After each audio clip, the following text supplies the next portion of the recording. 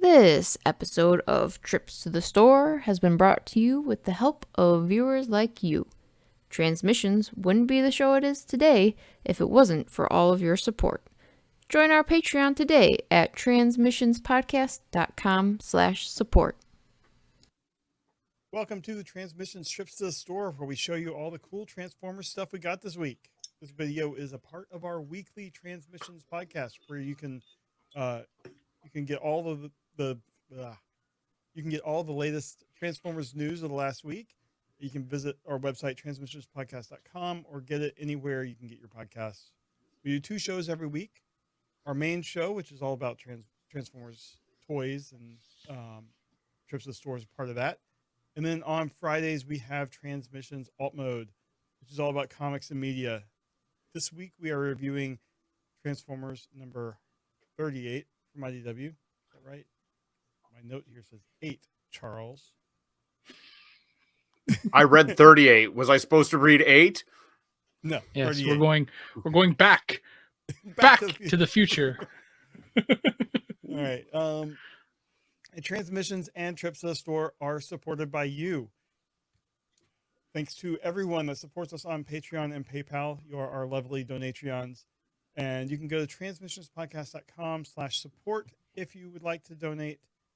And you can, if you do that, you can also join us in Discord and listen to us record live. And it's always fun with all of our live audience. But you can also support us by buying stuff from our TeePublic store at transmissionspodcast.com/shop. You can see stuff like the shirt I'm wearing, and I don't think anyone else is wearing. Oh, Daryl's Shut up. Transmission shirt. I bought this one from TeePublic going through the link on Transmission's website. Well, that's good enough. So doing that will give us a little bit of a kickback from anything you purchase on TeePublic. Will not get you a kickback Insecticon, but it'll give us a little bit of money. I don't even know if I can do this. So without further ado, we'll get into what we actually got this week, and I am going to go first. And we had a discussion in the beginning part of the podcast this week about my kids' Pinewood Derby cars and using Toy Hack stickers to decorate them. And so I have all of his cars. So I've convinced him to do a Transformers theme. So his first one a couple years ago was Bumblebee, and I believe the Cyberverse Bumblebee set and he did this sticker placement and the painting, so that was cool. That's cool. What I like, even has a rub sign. Oh, that's awesome. That works. Toy Hacks does have a full rub sign set. And then last year, almost broke his car. Last year he did Blur, not as detailed as the Bumblebee, but got a rub sign. How do these make weight? You're taking all the wood off of them. No, so this one has a lot of weight on the bottom. This one we used coins, and those came off because he still likes to play with them, and he's rough like with them. Money. He still likes to play with money. Okay. Well, no, he likes to play with the cars and the money. I see. Off. You spend the money. Yes. Right. This year he did Hot Rod, and this is the Studio Series Hot Rod set that I used. No rub sign this year, but even put taillights on. That's still really cool. Yeah. So I really, I'm going to try to keep him on the Transformers theme as long as he'll cooperate. And he wants me to try to do an Optimus Prime. So I might on my own do that and see if I can do it. Not overly aerodynamic. Not at all. But No. it wouldn't be one to race. No. I think he said next year he wants to do Jazz. So that's a good one. How do these do in the races? Well, the first year he actually won a most realistic prize that was voted on by all the scouts. This year, I think overall he came in 8th place out of 20. That's not bad. That's pretty good. the top three or the top two were separated from by like 1/10,000th of a second, Oh my God! or something like that. It was some incredibly small number. So who won most in disguise? I don't know. The winner of like most creative this year, the kid put a bunch of Lego minifigs, and then it was kind of we kind of thought it was like maybe Mad Max themed because he had a bunch of minifig heads glued on as well. We were like, okay, but creative. So anyway, Transformers wise this week, I forgot this was coming. I thought I actually missed out on pre-ordering this, but I got the Mutant Tigertron from the Golden Disc collection. And it's I don't have the Cheetor mold, I don't have the regular Tigertron mold, and I haven't actually taken this off of the card yet, but this is it. I am not a fan of the mutant head. I love that mutant head. I do not like that, but I like the colors. Ironically, I just realized that the Lunar New Year is Year of the Tiger. So there, we're Happy New Year. It was yesterday, but the Tiger mode looks excellent. I'm looking forward to seeing this. I don't have a ton of Beast Wars toys in general, so looking forward to seeing how this works. And I'd probably leave it in Tiger mode just because I can't stand that mutant face. See, I wish the release of Tigatron had come with the mutant face, because my original one, I had that. I love that face. I don't know. Yeah, I don't know why. I wish that they would have just given you like a regular head underneath it, or let you replace the face with the mutant one. I mean, the original toy, it just flipped down and became the mutant head. Like the head just rotated down, so they could. I don't know. But this way they get to sell a whole other version. And so now I have one more in the Golden Disc collection coming, and that's Pterosaur. So I think he comes out in March. So, Darryl, what do you have this week? Well, I'm going to start off with a comic because I got Beast Wars 12. This is the A cover. Ooh.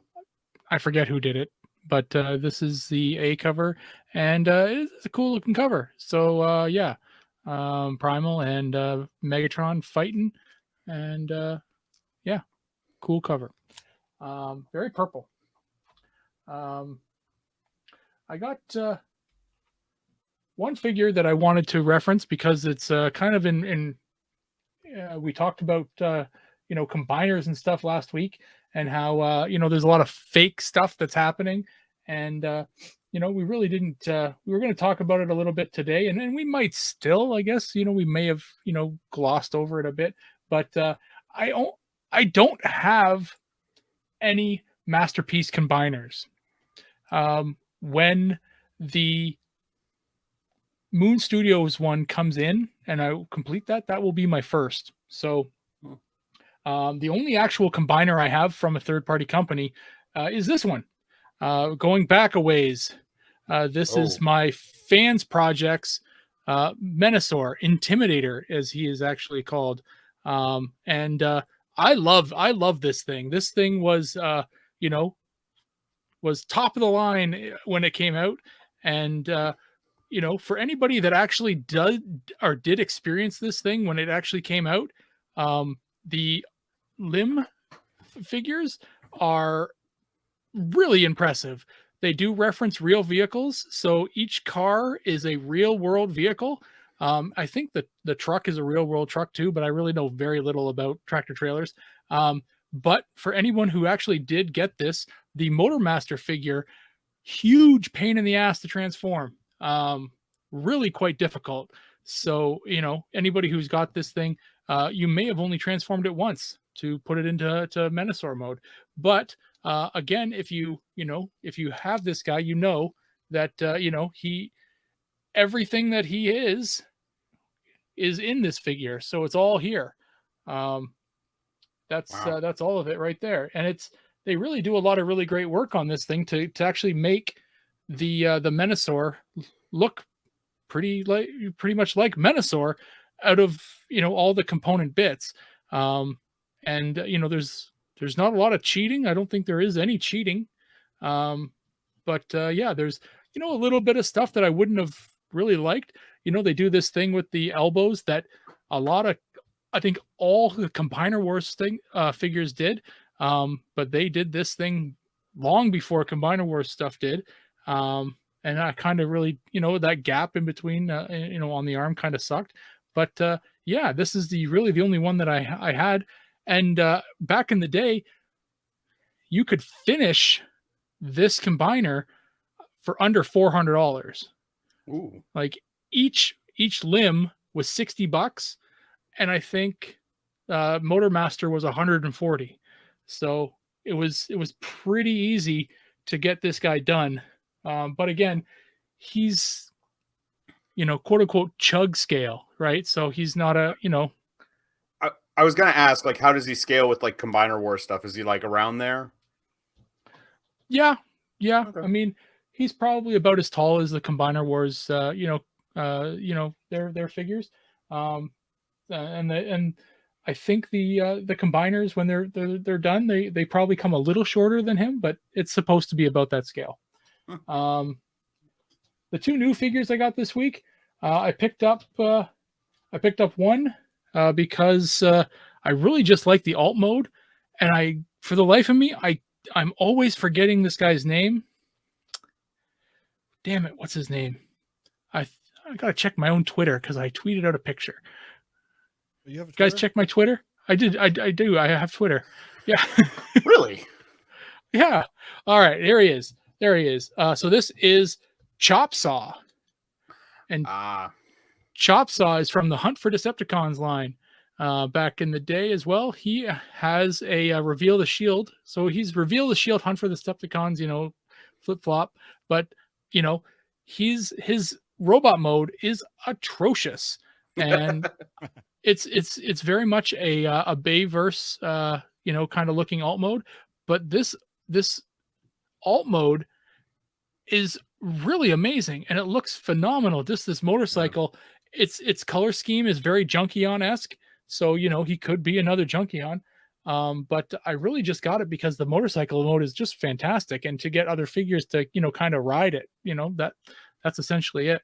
The other new figure is just another G1 for the collection, one that I never had, and unfortunately it's not complete. I do have one piece I have to still get for it, but this is Action Master's Starscream. Oh man.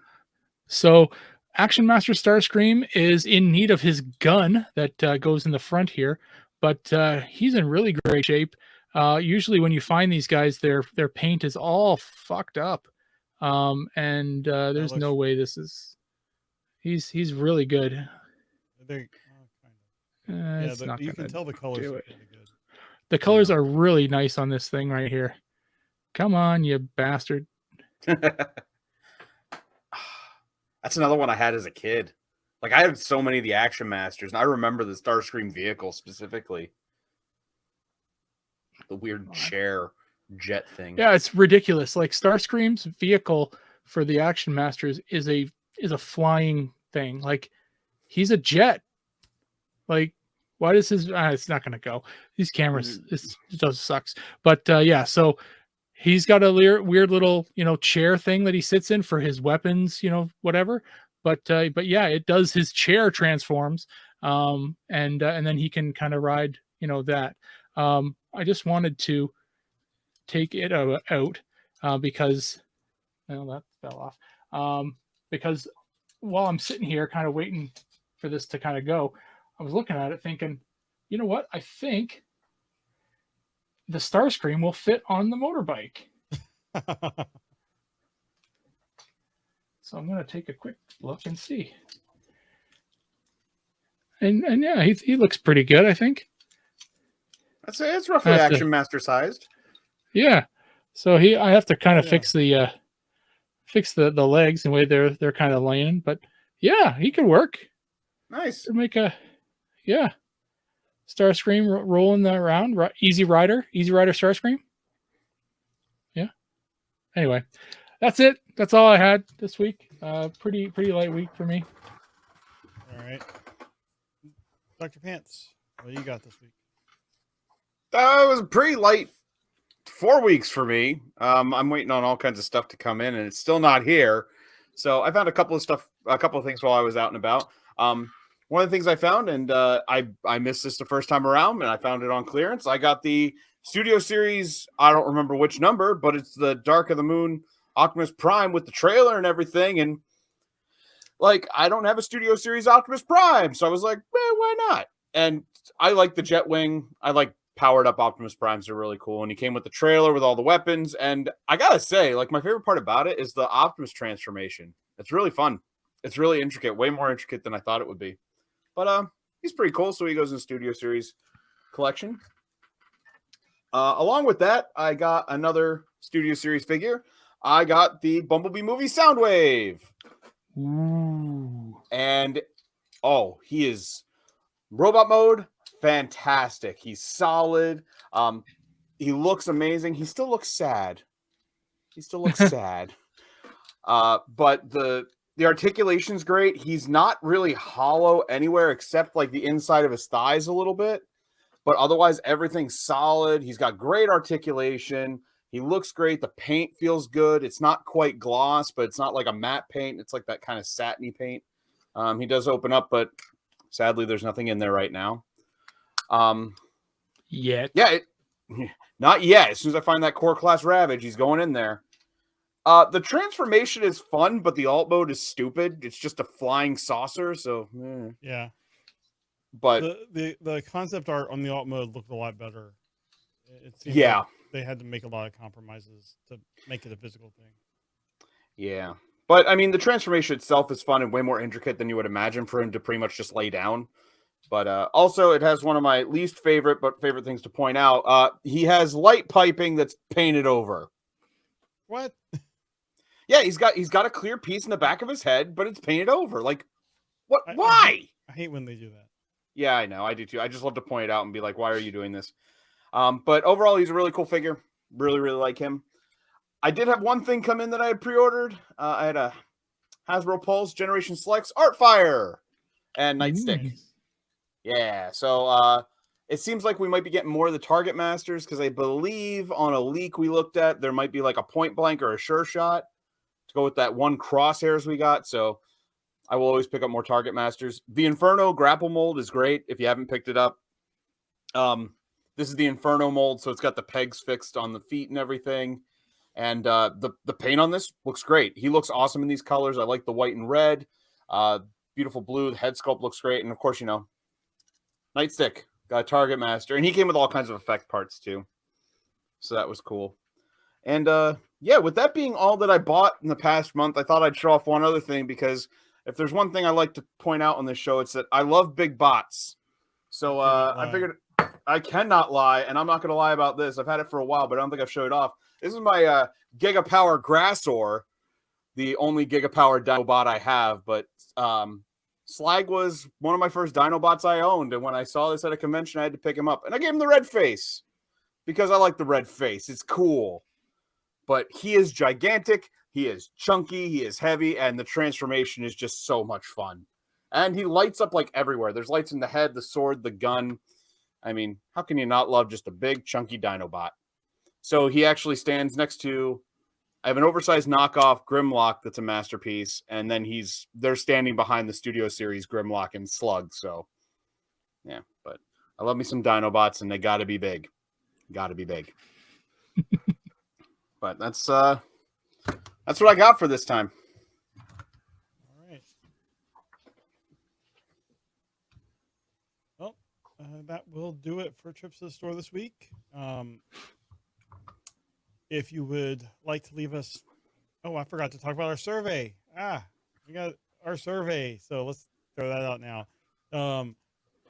What was the best toy, official and unofficial, of 2021? What was the best comic, creator, everything of 2021? Fill out our survey, transmissionspodcast.com/survey. And let us know. We're gonna tally up all the results and have a show just dedicated to revealing who won what. And as kind of a to entice people this year, or I guess to celebrate, we are giving away 3 prize packs. If you want to enter, you don't have to enter, but if you want to, you'll have to give us your email address so we can contact the winner. And we have a prize pack of the 86 movie 4K Blu-ray with the print that came with it, and Respect the Prime Constructed Cold, which is an EP put out by our friend Jimmers, with music inspired by the previous IDW continuity. And then we have another prize pack that's a Generation Selects G2 Megatron. And then the third one is the Mastermind Creations Bexo Preminion. Get that name right? The Batman inspired. Are you trying to grab it, Daryl? Oh, there you go. Daryl's showing it right now. So we have those 3 prize packs that we're going to be drawing for. You don't have to enter to fill out the survey. But if you want to, you'll have to give us your email address and a name.